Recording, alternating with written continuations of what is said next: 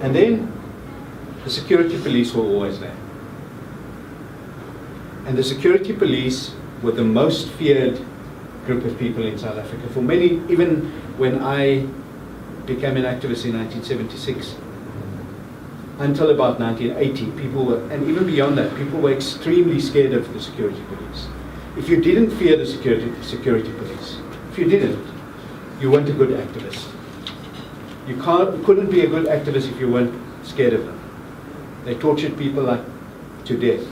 Luxmat and Goodley, Ahmed Timmel, Imam Harun, Neil Agate, Luke Mazwembe, a whole bunch of people they tortured to death.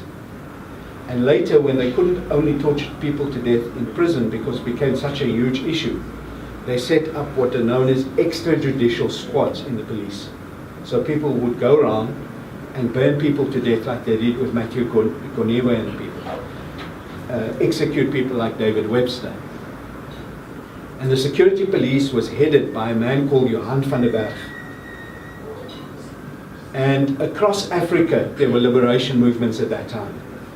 And there was tension, like today there's tension between Russia and America over Ukraine and over position in the world. At that time there was tension between America, who was capitalist, and the Soviet Union, who claimed that it was communist. And countries took sides in this war. But you also had the anti-colonial freedom movements in Algeria, where 2 million people died in the war. 2 million people died in the war against the French.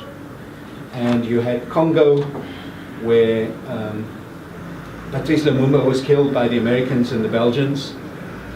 So you had wars in different parts of Africa. And the security police were trained along with in America, they were trained, the security police and the army generals were trained in America along with the Israeli army, the Chilean army, the Brazilian army, and all those sorts of security police people. And they'd all work together on what sort of torture techniques to use. What sort of torture techniques to use on people.